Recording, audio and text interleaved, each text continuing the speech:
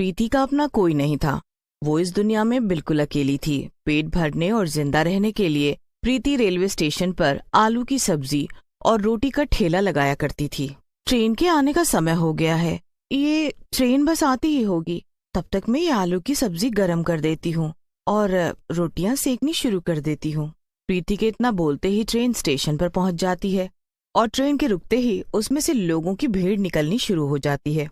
गर्मा गर्म सब्जी और रोटी तैयार है, मेरे ठेले पर आइए और अपनी भूख मिटाइए। मेरे हाथ की रोटी सब्जी को एक बार खाइए। अरे मेरे ठेले पर जरूर आइए।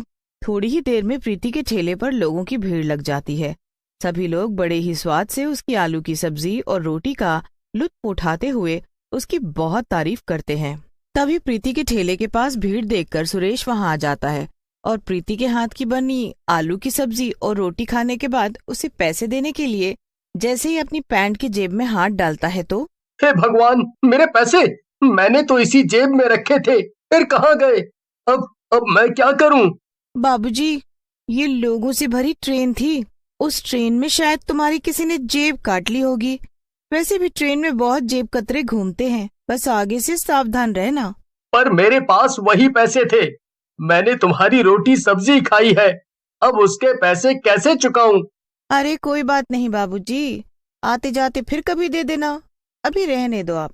सुरेश काम पर जाने के लिए रोज उसी स्टेशन से ट्रेन पकड़ता था, इसीलिए अगले दिन सुरेश प्रीति के पैसे उसे लौटा देता है। पर सुरेश काम से आते वक्त रोज प्रीति के हाथ की बनी सब्जी रोटी खाया करता था। ऐसे ही कई दिन बीत गए। एक दिन सुरेश प्रीति के पास गया और उससे बोला, प्रीति, मैं तुम्हें बहुत पसंद करता हूँ, क्या तुम मुझसे शादी करोगी? बाबूजी, मुझ गरीब से ऐसा मजाक मत करो। मैं ठहरी एक गरीब और मामूली सी लड़की, स्टेशन पर सब्जी रोटी बेचने वाली। मैं तुमसे शादी नहीं कर सकती। पहली ही नजर में मैं तुम्हें पसंद करने लगा। तभी से मैंने ठान लिया था कि शादी करूंगा तो सिर्फ तुमसे। तुम गरीब हो, क्या काम करती हो, इससे मुझे कोई लेना देना नहीं। मैं बस तुमसे प्यार करता हूँ। अगर तुमने शादी के लिए हाँ नहीं बोला तो मैं इस ट्रेन के नीचे आकर मर जाऊंगा। हाँ। सुरेश का इतना प्यार देख प्रीति उससे शादी करने के लिए मान जाती है। दोनों एक मंदिर में जाकर शादी कर लेते हैं। सुरेश प्रीति को अपने घर ले जाता है। प्रीति, आज से ये घर तुम्हारा है। तुम्हारा नहीं, हमारा। ये घर आज से हम दोनों का है। तभी पीछे से एक आवाज आती है, हाँ क्यों नहीं, ये घर आज से हम सब का है। हाँ, ये कौन है? इनके बारे में तो तुमने मुझे कभी नहीं बताया। अगर तुम्हें बता देते तो हमारा बना बनाया काम बिगड़ जाता। चलो अब मैं ही बताती हूँ कि मैं कौन हूँ। मैं तुम्हारे पति की पहली पत्नी हूँ, और हाँ, इनकी पत्नी हमेशा से मैं ही थी और मैं ही रहूंगी। सुरेश, तुम शादीशुदा थे और तुमने मुझे बताया भी नहीं। इसका मतलब तुमने मुझसे झूठ बोला। क्यों बोला तुमने मुझे झूठ? बताओ। हमें इस शहर में आए हुए कुछ ही महीने हुए हैं, पर यहाँ घर का काम करने के लिए हमें कोई नौकरानी नहीं मिली, और जो भी मिली वो काम के बेहिसाब पैसे मांग रही है। मेरी इतनी कमाई नहीं कि मैं नौकरानी को इतने पैसे दे सकूं। एक दिन जब मैंने तुम्हारे हाथ की रोटी सब्जी खाई, तभी मेरे दिमाग में ये उपाय आया कि क्यों ना मैं तुमसे झूठी शादी कर लूं। काम के साथ साथ हमें अच्छा खाना खाने को भी मिलेगा। ये तुमने सही नहीं किया मुझ गरीब के साथ। हाय लगेगी मेरी तुम्हें। अच्छा ठीक है, अब ये सब गहने वहने उतारो और किचन में जाओ, बहुत बर्तन पड़े हैं धोने को। और हाँ, उसके बाद खाना भी बनाना है। जरा मैं भी चखूं तुम्हारे हाथ की बनाई हुई आलू की सब्जी और रोटी। बड़ी तारीफ सुनी है मैंने उसकी सुरेश से। प्रीति गरीब थी, चुपचाप सब सहने के अलावा उसके पास और कोई दूसरा रास्ता नहीं था। प्रीति पूरे दिन घर का काम करती रहती। ओ महारानी, जरा जल्दी जल्दी हाथ चलाओ, घर में और भी काम है। और हाँ, आज मेरे पैरों में बहुत दर्द हो रहा है, रात को जरा दबा देना। ठीक है दीदी, मैं तुम्हारी दीदी वीदी नहीं हूँ, मुझे मैडम बोलो, मैडम। आज से मुझे मैडम ही बुलाना। पारुल प्रीति से दिन में तो दिन, रात में भी उसे काम बता देती। एक दिन बहुत ज्यादा काम करने से प्रीति को बहुत तेज मैडम, मेरी तबीयत कुछ ठीक नहीं लग रही, मुझे डॉक्टर के पास जाना है दवाई लेने। मुझे पता है ये सब तुम्हारा यहाँ से भागने का बहाना है, इसीलिए ये बीमारी का नाटक करना बंद करो और मुझे वो आलू की सब्जी और रोटी बनाकर खिलाओ। प्रीति किचन में जाकर लग जाती है बीमार हालत में ही खाना बनाने, पर खाना बनाते बनाते एकदम से उसके हाथ रुक जाते हैं और वो जमीन पर गिर जाती है। प्रीति मर चुकी थी। सुरेश की नजर जब प्रीति पर पड़ती है। क्या हुआ जी? हे भगवान, इसे क्या हुआ? ये मर चुकी है और इसकी मौत के जिम्मेदार हम दोनों हैं। अब हमें जेल होगी। पुलिस से बचने के लिए सुरेश और पारुल उसे घर के अंदर ही गाड़ देते हैं। पर कुछ रात जब एक दिन पारुल और सुरेश सोए हुए थे, तभी उनके कमरे में एक चुड़ैल हाथ में थाली पकड़े हुए आती है। खाना लाई हूँ, खा लो, गर्मा गर्म। कौन है? कौन हो तुम? इस घर में कैसे घुसी? सुरेश उठो, जरा देखो हमारे घर में ये औरत कहाँ से घुस आई है। गर्मा गर्म आलू की सब्जी और रोटी बनाकर लाई हूँ मैं तुम्हारे लिए, खाओगी नहीं मैडम?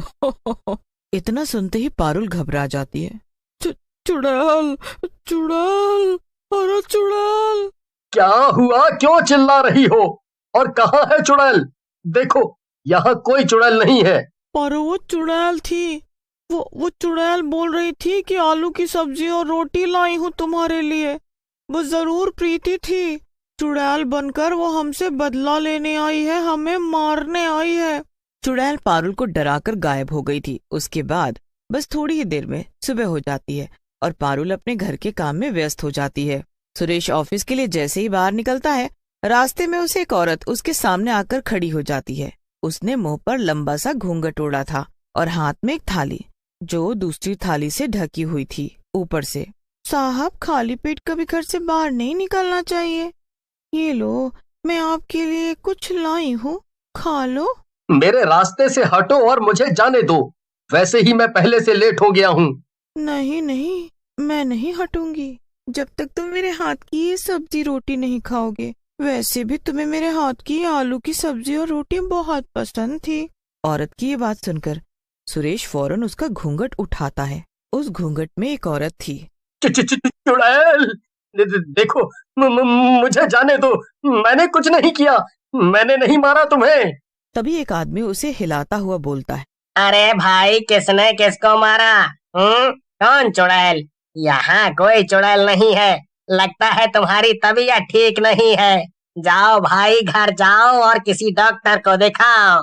इतना बोलकर वो आदमी वहाँ से चला जाता है। जब सुरेश उस थाली में रखा सामान देखता है तो चौंक जाता है। सुरेश उस थाली को नीचे गिराकर अपने ऑफिस भाग जाता है।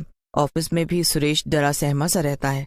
लंच टाइम हो जाता है। ऑफिस के दोस्त सुरेश के पास आते हैं और साथ में लंच करने को कहते हैं उसे।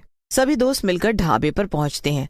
सभी खाना ऑर्डर करते हैं और खाने में आलू की सब्जी और रोटी मांगते हैं। एक औरत सिर पर घूंघट ओढ़े, हाथ में रोटी सब्जी लिए वहां आकर खड़ी हो जाती है। मेरे हाथ की आलू की सब्जी और रोटी, जो एक बार खाए बार बार आए मेरे इस ढाबे पर। सुरेश फौरन उस औरत का घूंघट हटाता है। प्रीति अपने चुड़ैल के रूप में आ जाती है। सुरेश डर से पसीना पसीना हो जाता है और बेहोश होकर वहीं गिर जाता है। जब उसे होश आता है तो वो अपने घर होता है। वो प्रीति, वो चुड़ैल बनकर मुझे मारने आई थी। हर जगह मुझे वही दिखाई देती है। तभी बाहर से सुरेश के ऑफिस के सभी दोस्त अंदर आ जाते हैं। साथ में उनके पुलिस भी होती है। तुमने थोड़ी देर कर दी दोस्त।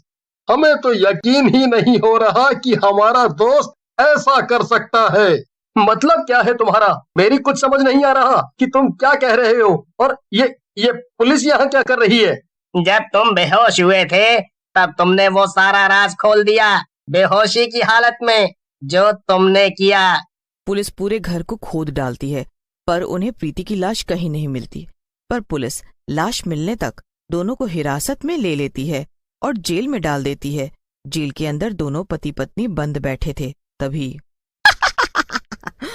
बहुत भूख लगी होगी ना तुम दोनों को। लो, मैं तुम दोनों के लिए ये आलू की सब्जी और गर्मा गर्म रोटी लाई हूँ। चुड़ैल के डर से दोनों जल्दी जल्दी सारी रोटी सब्जी खा जाते हैं। खाना खाते ही दोनों अपना अपना गला पकड़ लेते हैं और उन्हें कुछ घुटन होने लगती है। थोड़ी ही देर में दोनों पति पत्नी दम तोड़ देते हैं और प्रीति की लाश पुलिस को उन्हीं के पास जेल